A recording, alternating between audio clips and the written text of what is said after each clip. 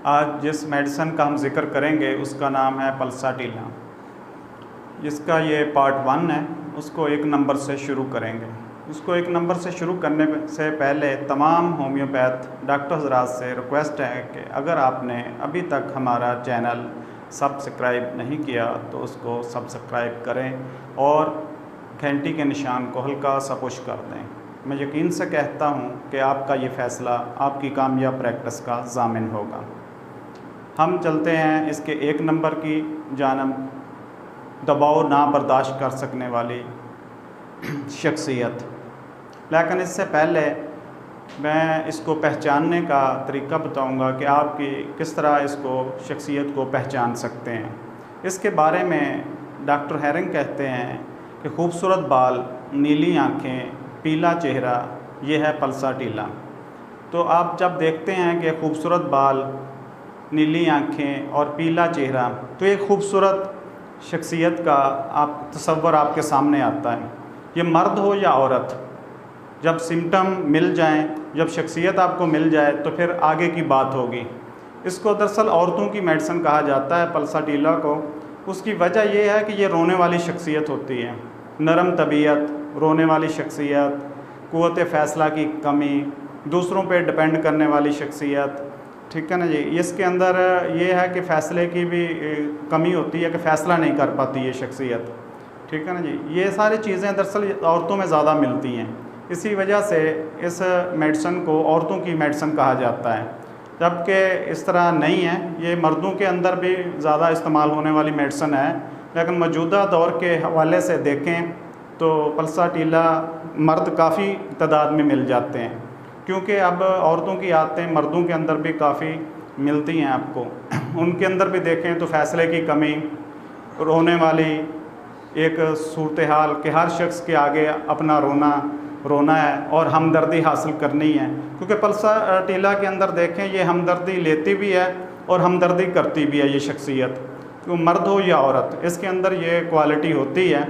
तो इसी तरह मर्दों के अंदर देखें तो बहुत सारे मर्द आपको ऐसे मिल जाते हैं जो फ़ैसला नहीं कर पाते, जो हर किसी के आगे रोते रहते हैं, दूसरों की हमदर्दियाँ हासिल करने के लिए अपने किस्से कहानियाँ भी सुनाते रहते हैं। तो इस तरह ये पल्साटिला की ये बेसिक वो चीज़ें हैं जो पूरी आपको मेडिसिन के अंदर मिलती हैं। ये कंजूस शख्सियत भी है, कंजूसी के हवाले से और मेडिसिन भी हैं, जिस तरह कलकेरिया कारब बहुत बड़ी कंजूस शख्सियत है, ठीक है ना जी। लैकोपोडियम एक लालची शख्सियत है, ठीक है ना जी। इस तरह ये चीज़ें होती हैं। तो उसमें आप देखते हैं पल्साटिला की जानब, तो इसमें मैंने जो 1 नंबर पॉइंट रखा है, दबाव ना बर्दाश्त कर सकने वाली शख्सियत।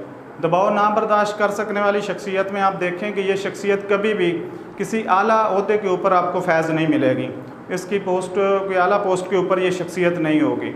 उसकी वजह ये है कि वो दबाव बर्दाश्त ही नहीं कर सकती, कोई फ़ैसला ही नहीं कर सकती, ठीक है ना जी। अगर कहीं से ये हो भी जाए तो ये बदकिस्मती समझ लें, ठीक है ना जी, क्योंकि फिर पीछे जो अंडर लोग होते हैं वो क्या करेंगे, क्योंकि ये कोई फ़ैसला करने की इसके अंदर हिम्मत ही नहीं होती पल्साटिला के अंदर कि उसको ओहदा मिल गया है, अब उसने डिसीजन तो लेने होते हैं, ज़ाहिर है। तो इसी तरह लीड करने वाली कोई शख्सियत भी दुनिया जहाँ के अंदर पल्साटिला नहीं हो सकती, क्योंकि आप देखें रोने वाली, हमदर्दी वाली, नरम तबीयत, ठीक है ना जी, दूसरों के हुक्म के मुताबिक चलने वाली, ठीक है ना जी। तो ये पल्साटिला के अंदर होता है ये चीज़ें। तो इस तरह आपको इन ओहदों पे ये नहीं अपना मिलेगी, क्योंकि ये दबाव से अपने फ़ैसले चेंज कर देती है ये शख्सियत, क्योंकि आप दबाव डाला है फ़ैसला चेंज कर देगी, मर्द हो या औरत, ठीक है ना जी। बाहर से गया है, घर गया है, घर वालों ने दबाव डाला है, सुबह फ़ैसला चेंज, ठीक है ना जी। कोई दोस्त आया है, उसने कोई और बात कर दी है इसके ख़िलाफ़ और कहा कि नहीं ये इस तरह ठीक है, तो इसने फ़ैसला चेंज कर देना है। तो इस तरह ये शख्सियत फ़ैसले चेंज करती है। तो मुझे याद है कि मेरा एक दोस्त है, वो क्लास फेलो के अपना दौर से मेरे साथ है, अभी तक राब्ते में है। तो जिन दिनों में ये इलेक्शन शुरू होते हैं तो राब्ते शुरू हो जाते हैं। तो अगर मैं उसके पास चला गया हूँ, एक पार्टी का मंशूर उसके सामने रखा है कि भाई ये पार्टी बहुत अच्छी है, इसका ये चीज़ें हैं, तो आप इसको वोट दें, तो वो फ़ौरन कैल हो जाता है, 5 मिनट में कैल हो जाता है।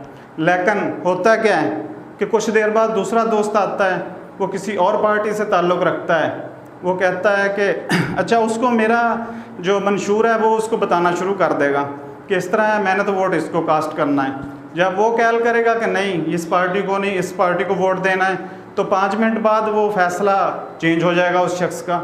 इसी तरह जब तीसरा शख्स आएगा तो उसको फिर वो दूसरे शख्स वाली बात बताएगा। वो कहेगा नहीं, ये पार्टी का मंशूर बेहतर है, आप इस तरह करें कि वोट इसको कास्ट करें, ठीक है ना जी। वो उसका ख्याल हो जाएगा। इसी तरह उसके फ़ैसले मुसलसल बदलते रहते हैं। होता क्या है, आगे जो एक मज़िया बात है, जो आपको एक लतीफ़ा लगेगा कि वो पोलिंग वाले दिन जब जो भी शख्स उसको मिल गया, ठीक है ना, जिसने जाके उसको घर से उठा लिया और ले गया पोलिंग स्टेशन, वोट उसी का है, उसने उसी को वोट कास्ट कर देना है। मतलब अपना कोई विज़न नहीं है, अपनी कोई सोच नहीं है, जिसने जो कह दिया उस पर अमल कर लेना है। इस तरह पंजाबी में कहते हैं इसके बारे में, जिन्हें लाया गली तो मैं ओदे नाल ही चली। ये उस तरह की शख्सियत होती है पल्स टीला। इसका कोई अपना फ़ैसला नहीं होता, अपना एक राय नहीं होती, अपना एक विज़न नहीं होता, जो दबाव में आ जाती है, ठीक है। दूसरों पर डिपेंड करने वाली शख्सियत है। छोटे से छोटा फ़ैसला भी इसके लिए करना बहुत मुश्किल है, ठीक है ना जी। ये फ़ैसला नहीं कर सकती। तो मैं एक दफ़ा एक दोस्त के पास गया तो वो काफ़ी परेशान बैठा था। मैंने कहा खैरियत है, क्यों परेशान है? कहते जी रिश्तेदारों में लड़ाई हो गई है, झगड़ा हो गया है, तो अब फ़ैसला है, पंचायत है, तो मैं अब सोच रहा हूँ कि मैं क्या करूँ ना। तो मैंने कहा आपने क्या करना है? कहते दोनों पार्टियाँ मेरी सपोर्ट मांग रही है ना, या मेरी तरफ से हो जाए, वो कहता है मेरी तरफ से। तो मैं कहा इसमें परेशानी वाली कौन सी बात है? आपने जो हक सच की बात है वो करनी है, बस बात ख़त्म हो जाएगी। कहता नहीं, देखें इस तरह नहीं होता, रिश्तेदारी है, वो भी रिश्तेदार हैं, ये भी रिश्तेदार हैं, तो फिर किस तरह होगा? मैंने कहा इसमें तो कोई मसला नहीं, इस तरह नहीं हो सकता। वो काफ़ी उदास परेशान बैठा हो, क्योंकि वो हमदर्दी है, दोनों के सब, दोनों को खुश करना चाह रहा है, किसी का एक का भी नहीं है, दोनों का प्रेशर है उसके ऊपर। तो ये पल्स टीला की इब्तदाई कुछ चीज़ें थी, फिर इंशाल्लाह हाज़िर होते हैं। शुक्रिया।